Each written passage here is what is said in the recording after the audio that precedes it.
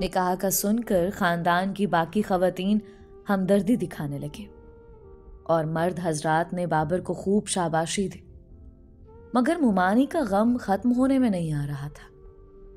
अम्मा की वफात के बाद 3 दिन तो हम अपने घर रहीं। फिर उसके बाद बाबर मुझे और सानिया को लेकर अपने घर आ गए। वो हम बहनों को वहां अकेला नहीं छोड़ सकते थे। हमें घर आता देखकर मुमानी के माथे पर तेवरियां पड़ गई।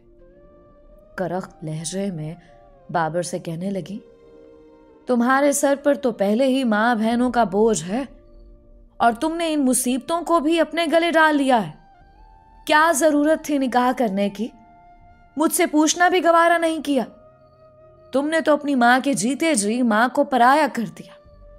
ऐसा कौन सा जादू टोना करती हैं ये लड़कियां जो तुम अपनी माँ से मशवरा करना भी भूल गए और अब मुंह उठाए यहां ले आए। तुम्हें क्या लगा मैं इन्हें घर में रख लूंगी? ऐसा हो ही नहीं सकता। ये मेरे घर में नहीं रह सकती। मेरे घर में इनकी कोई जगह नहीं है और इस मनहूस की तो सूरत 1 मिनट के लिए भी नहीं करूंगी बर्दाश्त। मुमानी मुझे बाजू से पकड़कर धकेलने लगी। मैं बहुत डर गई, लेकिन बाबर उस वक्त भी मेरे और सानिया के सामने ढाल बनकर खड़े हो गए और मां से साफ लफ्जों में कहा, मैं पहले भी बता चुका हूं और अब एक बार फिर से बता रहा हूं, यह फैसला मैंने अपनी मर्जी से किया है। मेरी ख्वाहिश पर ही यह निकाह हुआ है। किसी ने मुझ पर कोई जोर जबरदस्ती या जादू टोना नहीं किया और बेहतर होगा आप भी इस रिश्ते को कबूल कर लें। यह मेरा मसला है कि मैंने सबका पेट कैसे पालना है। मैं किसी की जरूरियात जिंदगी में कमी नहीं आने दूंगा और अगर आपने इन लड़कियों को घर से निकाला तो याद रखिएगा, मैं भी इनके साथ जाऊंगा और वापस कभी नहीं आऊंगा। अब फैसला आपके हाथ में है। बाबर की बात सुनकर मुमानी को चुप लग गई। कुछ भी हो जाए, उन्हें अपने इकलौते बेटे से बहुत प्यार था। वो उसे खो नहीं सकती थी। बेटे के तेवर देखे तो मुमानी ने मजबूरन पैंतरा बदल लिया और कहने लगी, अरे ऐसी भी कोई बड़ी दुश्मनी नहीं है। बस इतनी अचानक तुमने मुझे निकाह का बताया तो मैं बर्दाश्त नहीं कर पाई। मैंने तो अपने इकलौते बेटे की शादी के बहुत ख्वाब सजा रखे थे कि बहुत धूमधाम से अपने बेटे के सर पे सेहरा सजाऊंगी और तुमने अचानक से निकाह कर लिया। मुझे बता देते, मैं बाकायदा रिश्ता मांगकर धूमधाम से तुम्हारी शादी कराती। मुमानी की बात पर बाबर बोले, अभी भी कुछ नहीं बिगड़ा। आप मेरा वलीमा धूमधाम से कर लीजिएगा। उस वक्त निकाह बहुत जरूरी था। फूफो को अपनी बेटियों की बहुत फिक्र थी और उनकी फिक्र दूर करना मेरा फर्ज बनता था। आप अपने सारे अरमान वलीमे पर पूरे कर लीजिए, आपको कोई नहीं रोकेगा। बाबर ने सानिया के लिए एक कमरा सेट करवाया और समझदारी से काम लेते हुए मुझे अपने कमरे में ले गए। मैं अच्छी खासी बौखला गई थी। निकाह के बाद अब रुखसती भी अचानक करा दे। मुझे बाबर के साथ जाता देखकर मुमानी भी गिश खाकर गिरने को थी। वो तो समझ रही थीं कि बात सिर्फ निकाह तक रहेगी, मगर बाबर उनके सामने मुझे कमरे में ले आया। इससे पहले कि मैं कुछ कहती, मुझे बाबर ने कहा, वक्त और हालात को समझो। अगर ये सिर्फ निकाह रहा तो अम्मी पूरी कोशिश करेंगी तुम्हारा और मेरा रिश्ता खत्म करें और उसके बाद तुम बहनों की जिंदगी अजाब बना दें। अपनी छोटी बहन की खातिर तुम्हें इस रिश्ते को कबूल करना होगा। फिक्र नहीं करो, मेरी तरफ से तुम्हें कभी भी परेशानी नहीं होगी। अपना दिलो दिमाग इस रिश्ते के लिए राजी कर लो तो बेहतर होगा, बाकी तुम्हारी मर्जी। बाबर की बात पर मैं खामोश हो गई। वैसे भी उसको कहने की जरूरत नहीं थी कि वो मेरा ख्याल रखेगा। उन चंद दिनों में जिस तरह वो मेरा और सानिया का ख्याल रख रहा था, वो बात किसी से भी ढकी छुपी नहीं थी। बाबर के साथ ने मुझे इतना एतमाद बख्शा था कि मैं सांस लेने के काबिल हुई थी, वरना अम्मा की वफात के बाद तो मेरा मरने का दिल करता था। और फिर इतना ख्याल रखने वाला शख्स मुझे दोबारा कहाँ मिलना था, जिसकी वजह से हमें अकेलेपन का अजाब नहीं झेलना पड़ा था। मैंने उस रिश्ते को कबूल कर लिया। बाबर की संगत में मेरी जिंदगी अच्छी गुजरने लगी। वो मुझसे बहुत प्यार करते थे, मुझे रानी की तरह बनाकर रखा हुआ था। सानिया को भी सगी बहनों के बराबर बहुत प्यार से संभाल रहे थे। वक्त गुजरने लगा।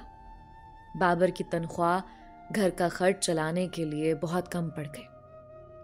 4 बहनें और माँ का खर्चा अलग, और हम 2 बहनों का खर्चा अलग। और फिर जब से हम उस घर में आई, मुमानी और उनकी बेटियों ने जानबूझकर अपने खर्चे बढ़ा लिए थे ताकि बाबर को जिच कर सके। तब घर के निज़ाम को बेहतर तरीके से चलाने के लिए बाबर ने बाहर जाने का फैसला किया। मैं उनके फैसले से मुत्तफिक नहीं थे। जब से उनके बाहर जाने का सुना था, मेरा दिल सीने में ही फड़फड़ा कर रह गया। मैं उनके बगैर रहने का सोच भी नहीं सकती थी। मुमानी के तेवर अभी तक भी वही के वही थे। मैं जानती थी बाबर के जाने की देर होगी। इन मां बेटियों ने हम दोनों का जीना हराम कर देना है।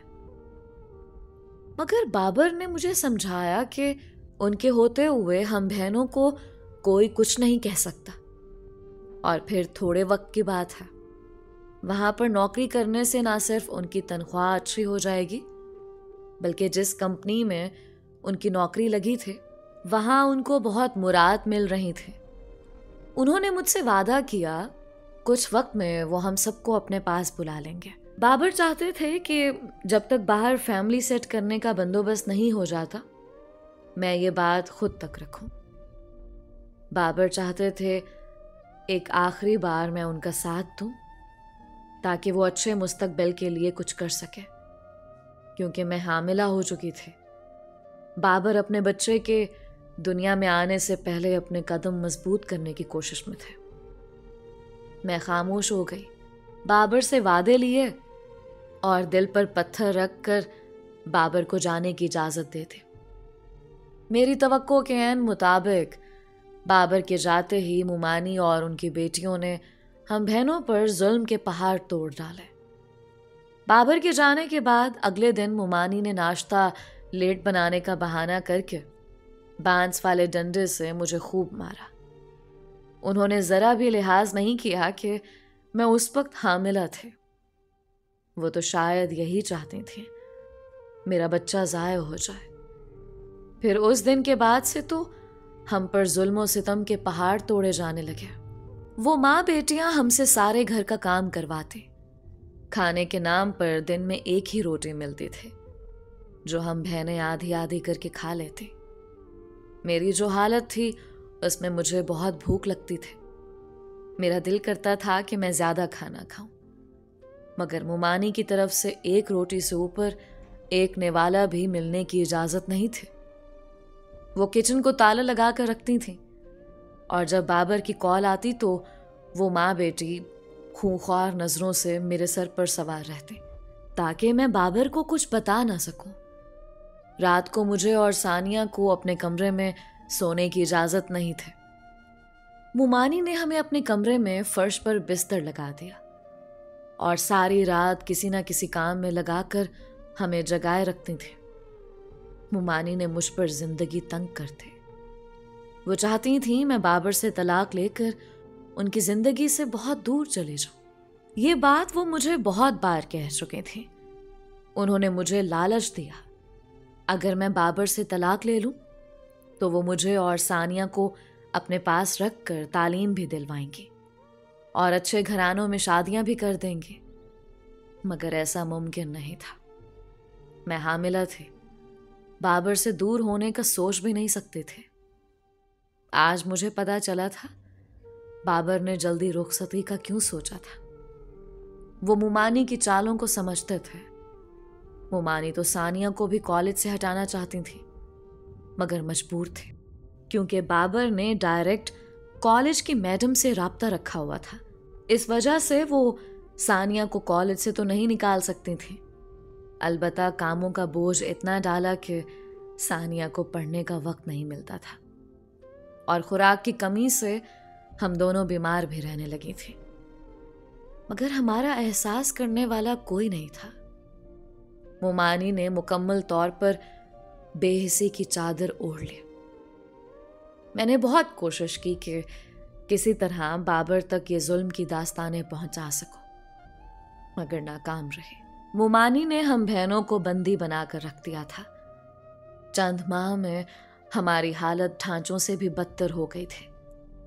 मोमानी को हम पर जरा भी तरस नहीं आता था।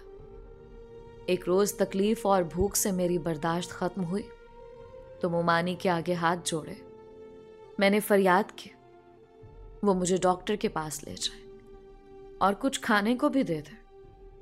मैंने मोमानी से कह दिया कि उनको मुझ पर तरस खाना चाहिए और अल्लाह से डरे। ये सुनने की देर थी, मोमानी ने मुझे जानवरों की तरह मारा। कहने लगी, अच्छा है तू मर जाए और ये मनहूस बच्चा भी मर जाए।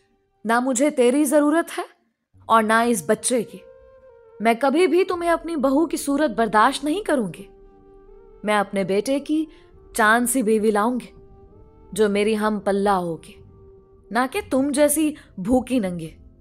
मेरा बेटा तो है ही बेवकूफ, उसे मैं समझा लूंगी, मगर तुम दोनों को मैं कहीं का नहीं छोड़ूंगी। ख्वाब देख रही थी ना मेरे बेटे की बीवी बनकर रहने के, अब देखना मैं तुम्हारा क्या हशर करती हूं। मोमानी की धमकी से मैं बुरी तरह सहम गई। जाने अब वो क्या करने वाली थी और जो उन्होंने मेरे साथ किया, ऐसा तो कोई जानवरों के साथ भी नहीं करता। मोमानी ने हम दोनों को बहुत मारा। उस मार से मेरे जबड़े की हड्डी टूट गई और सानिया सर से पांव तक लहूलुहान हो चुके थे। उसके बाद उन्होंने हमारे हाथ पैर बांधकर स्टोर रूम में बंद कर दिया और बाबर को कॉल करके रोते हुए कहा, पूछ रहे थे ना जुनैरा क्यों चुप चुप और उदास है, कमजोर भी लगती है। अरे तुमने जो अपने साथ बांधकर उसके आशिक से दूर किया तो यही तो होना था। अब देखो दोनों को जैसे मौका मिला भाग गई अपने आशिक के साथ, तुम्हारी इज्जत की धज्जियां उड़ाकर। मैंने उसको बहुत समझाया और बच्चे का वास्ता दिया तो उसने बच्चा ही जाये कर दिया और भाग गई। तुम्हारी वजह से हर तरफ हमारी बदनामी हो गई। मोमानी ये झूठी कहानी मेरे सामने बाबर को सुना रही थी। ये बात सुनते ही बाबर ने कॉल काट दी। मोमानी फातिहाना अंदाज से मुझे देखने लगी। तकलीफ, जिल्लत और बेबसी से मेरा बुरा हाल था। बाबर को खोने का एहसास जानलेवा था मेरे लिए। मोमानी तरस खाने को तैयार नहीं थी। बाबर के कान भरने के बाद मोमानी ने 2 दिनों के अंदर मुझे और सानिया को एक पठान के हाथों बेच दिया। उन्होंने एक तीर से 2 शिकार किए। मुझे बाबर की जिंदगी से निकाल फेंका और हमारे जरिए लाखों का पैसा भी कमा लिया। आज की रात वो हमें पठान के हवाले करने वाली थी। खौफ और दहशत से हमारा बुरा हाल था। मैं गिड़गिड़ाकर अल्लाह से मदद मांगने लगी। हम लावारिस लड़कियों का वही हामी और नासिर था। अल्लाह ने हमारी सुन ली। जिस वक्त वो पठान हमें लेने आया हुआ था, बाबर उसी वक्त घर पहुंच गए।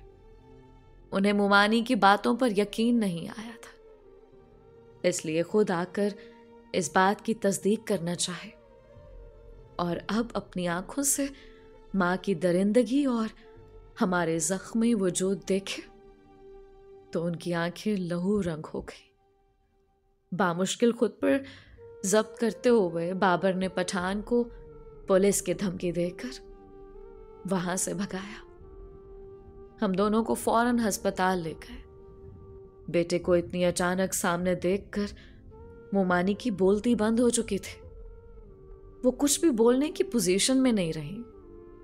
हमारा इलाज कराने के बाद बाबर हमें अपने साथ बैरून मुल्क ले गए। मोमानी से वो मुकम्मल तौर पर बोलचाल बंद कर चुके थे, बस हर महीने खर्च भेज देते थे। मैं अल्लाह का लाख लाख शुक्र अदा करती हूँ कि उस ज़ात ने बर वक्त बाबर को भेजकर हमारी इज्जत की हिफाजत की थी। अब मेरी जिंदगी में सुकून और खुशियां भर चुकी थी, और ये सिर्फ और सिर्फ मेरे प्यारे शौहर बाबर की वजह से है। दोस्तों, ये थी जुनैरा और बाबर की कहानी। मेरी दुआ है कि हमारे माशरे में तमाम लड़कियों को बाबर जैसे शौहर मिले, जो गैरतमंद और बीवी की इज्जत करने वाले हों। उम्मीद करती हूँ इस कहानी से तमाम लोगों ने बहुत कुछ सीखा होगा। अपनी राय का इजहार कमेंट्स में ज़रूर किया करें। आप सबके प्यार और सपोर्ट का बेहद शुक्रिया। आज का स्पेशल थैंक्स मिस्टर जहांजेब का, जो कि ओमान से ताल्लुक़ रखते हैं, और मिस युसरा का, जो कि इंडिया से बिलोंग करती हैं। अगर आपने अभी तक हमारे चैनल को सब्सक्राइब नहीं किया तो अभी सब्सक्राइब कर लें, क्योंकि आपकी सपोर्ट ही हमारे लिए बहुत बड़ी मोटिवेशन होती है। मिलते हैं एक और नई और मुनफरिद कहानी के साथ। अलीज़ा कमल को अपनी दुआओं में याद रखें। अल्लाह हम सबका हामी और नासिर रहे।